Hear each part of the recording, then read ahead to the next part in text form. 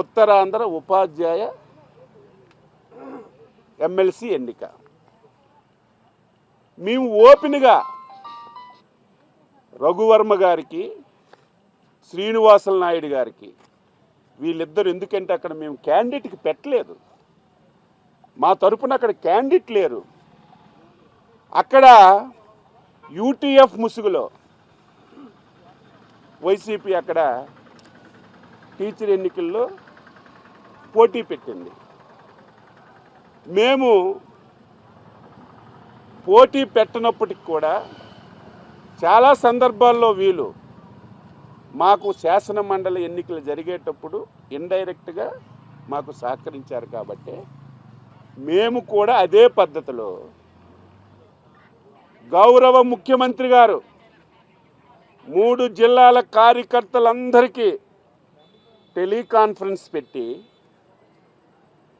స్పష్టంగా first priority vote, second priority vote Raghu Varma గారికి, శ్రీనివాసులు నాయుడు గారికి వెయ్యండి, ఇద్దరు మన క్యాండిడేట్లే, ఎవరు గెలిచినా మన వాళ్ళని స్పష్టంగా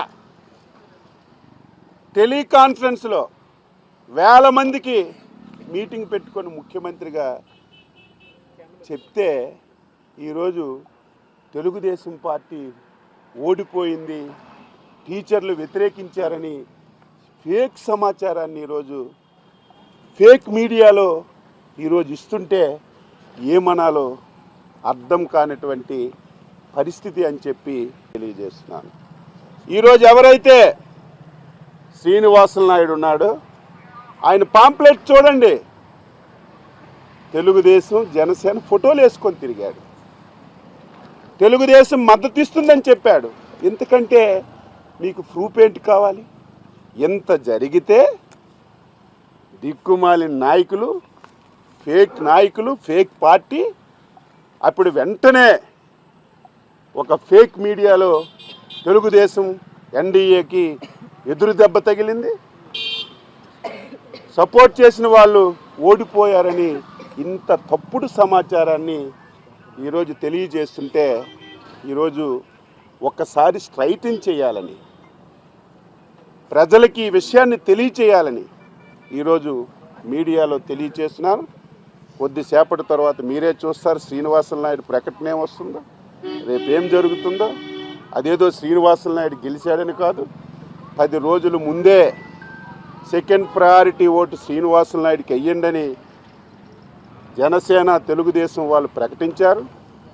మా వాళ్ళు కూడా ప్రచారం చేసేటప్పుడు ఇదే విధానంతో ఫస్ట్ ప్రయారిటీ, సెకండ్ ప్రయారిటీ వేయండి, వాళ్ళిద్దరు ఎవరు గెలిచినా సరే మన వాళ్ళని చెప్పి స్పష్టంగా చెప్పినప్పటికి కూడా ఇటువంటి ఫేక్ ప్రచారాలు చేసి ప్రజల్ని తప్పుదోవ పట్టించడం వారికి అలవాటైపోయింది. మీరు ఎన్ని ఫేక్ ప్రచారాలు చేసినా ప్రజలు నమ్మరని ఈ సందర్భంగా తెలియజేస్తున్నాను. ఉత్తరాంధ్ర ఎమ్మెల్సీ ఎలక్షన్లో కూటమి అభ్యర్థి ఘోర ఓటమి చవిచూశాడు. ఇక కూటమి పని అయిపోయింది, ఎమ్మెల్సీ ఎలక్షన్లో తేలిపోయింది, ఇక కూటమి ప్రభుత్వం మీద వ్యతిరేకత రాబోతా ఉందని చెప్పి పెద్ద ఎత్తున ప్రచారాలు చేస్తూ ఉన్నారు, ఫేక్ వార్తలు సృష్టిస్తూ ఉన్నారు. వీళ్ళకి తెలియనటువంటి విషయం ఏంటంటే ఉత్తరాంధ్ర ఎమ్మెల్సీ ఎలక్షన్లో కూటమి అభ్యర్థిని అసలు ప్రకటించనే లేదు, అసలు అక్కడ క్యాండిడేటే లేడు కూటమి సంబంధించి.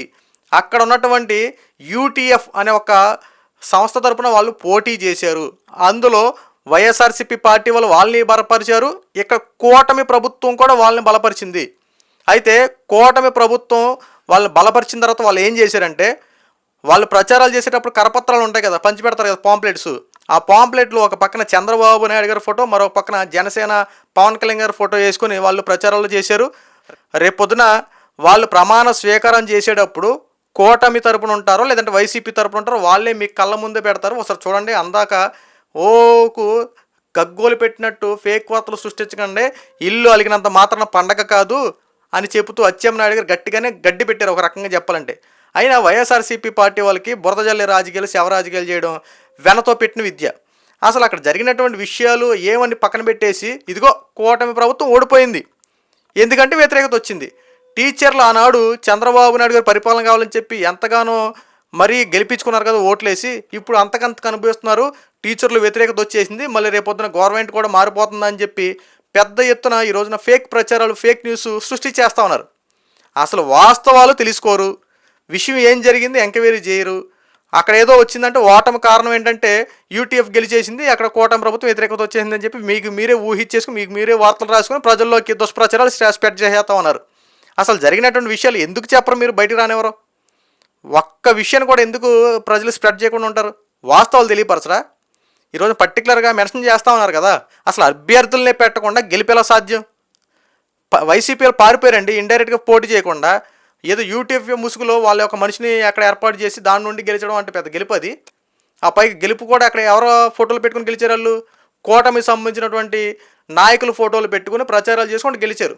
రేపు గెలిచారు అన్నారు కదా, వాళ్ళు వైసీపీకి సంబంధించినటువంటి ఎమ్మెల్సీ అవుతాడో లేదంటే కూటమికి సంబంధించిన ఎమ్మెల్సీ అవుతాడో రేపు 2 రోజుల్లో ప్రమాణ స్వీకారం చేస్తారు కదా, తెలిసిపోద్ది కదా. కంగారు ఎందుకు? చెప్పాను కదా, ఇల్లు అలగడంగానే పండగ కాదని చెప్పాను కదా. సో రాబోయే రోజులుగా తెలిసేది. మీరు ఎన్ని బురద జల్లే రాజకీయాలు చేసినా, ఎన్ని శవ రాజకీయాలు చేసినా, ఎంతమంది విమర్శలు చేసినా కూటమి ప్రభుత్వాన్ని ఇంచు కూడా కదపలేరు. వాస్తవాలు ప్రజలకు తెలుసు. 8 నెలల పరిపాలనలో చంద్రబాబు నాయుడు గారు చేసిన ప్రతి పని ప్రజలు చూస్తూ ఉన్నారు. ఈరోజు ఉద్యోగస్తులకి టైం టు టైం జీతాలు పడతా ఉన్నాయి. ఉద్యోగస్తులు ఎందుకు వ్యతిరేకత వస్తుంది?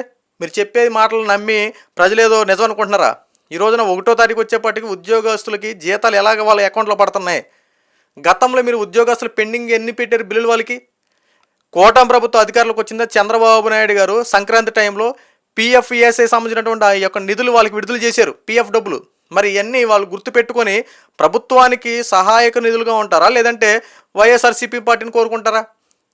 జీతాలు ఎగ్గొట్టి ఉద్యోగస్తులను అత్యంత దారుణంగా వాళ్ళతో గొడ్డు చాకరీ చేపించి సరైన జీత వేతనం వాళ్ళకి ఇవ్వకుండా ఎంత దారుణంగా ఇబ్బంది పెట్టారో, ఎన్నిసార్లు ధర్నా చేసినా వాళ్ళని కనీసం పట్టించుకున్నారా?